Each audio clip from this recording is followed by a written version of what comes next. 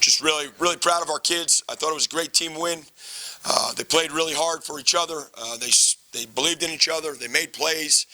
I think they came out and built off a lot of the work. It's been, a tough few weeks, and they've gotten a lot of criticism. They've heard a lot of really, negative things from people outside the program, and they stayed together. They believed in each other. They went out and played really hard for each other. Tie game at halftime, and the defense really stepped up and played a great second half. I thought we got great plays. From our backs, our quarterback, tight ends, wide receivers, the O-line. I mean, the entire offensive unit really competed and played well. They executed well. We did a great job on special teams. Justin made some big kicks, big turnover on a kickoff. Things we've been talking about with these guys for the last 4 weeks, and it's really great to see it come to fruition.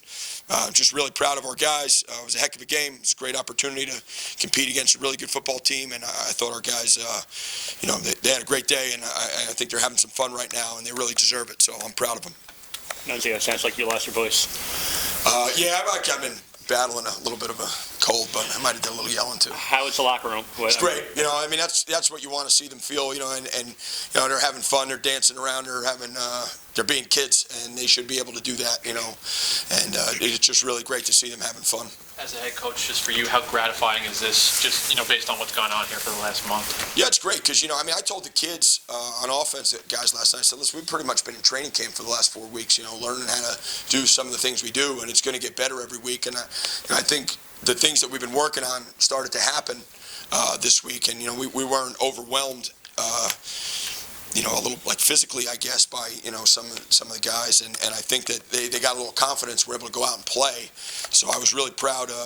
From that standpoint, that's what you want. You want to see your guys go out and play with confidence and execute and have fun, and so from that standpoint, yeah, I'm really proud. And so that's the first 100-yard rushing game for a Rutgers quarterback since 1961, and it seemed like half those yards he had someone on his back. What can you say about Johnny's performance out there today? Well, that's the guy that I know he is. And he actually said to me Sunday, came in my office pretty animatedly, told me like, hey, I apologize because I've been trying to make everybody happy rather than just be who I am.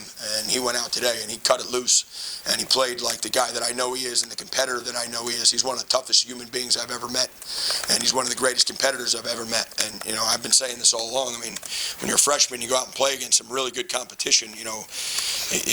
If the game's going fast, and today it slowed down for him a little bit, and he played with confidence, and he played like he was having fun. And it was great to see him do that, and I'm really happy for him, and I'm really proud of him. At halftime, you tied at half. What kind of changed in the second half? You guys seemed like you took control.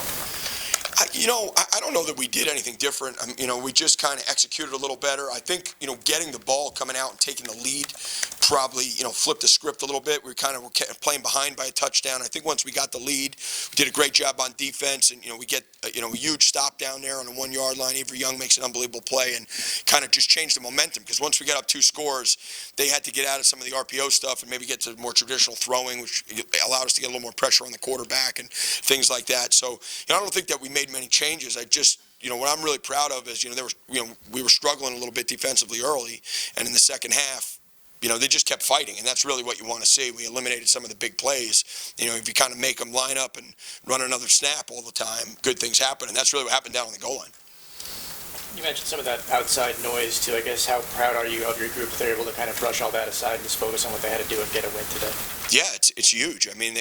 Every day, I'm sure, if you have a phone, which everyone does, I guess, all you hear is, how bad we are and worst team of this and that. And it's just not, it's not true. We're just a young team of like really good kids that are fighting really hard for each other. And, what I think you saw there today, in a couple years, you'll see guys playing offense like that, every week. Because there's like 7 or 8 freshmen and sophomores out there playing, and when those guys are juniors and seniors, they're going to be really good players. So I'm really proud of them that they believed in themselves when a lot of other people didn't believe in them. And I'm not saying that we're going to go out and put up 500 yards the next 4 weeks, but I think at least they showed themselves that they're capable of going out and performing at the level that they came here expecting. And I think that at least they know that there's a bright future there where those guys can come out and do it every week.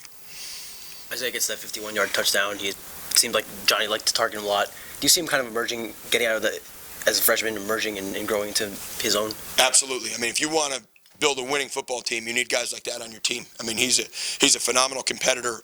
He's a great student of football. He loves football. He goes out and makes plays for a freshman in college. I mean, he is not, he's not scared. He's not timid. And he loves to compete and he loves football. And, no matter what the situation or the score is, he comes to work every day, comes to practice every day. I mean, that kid has a really bright future.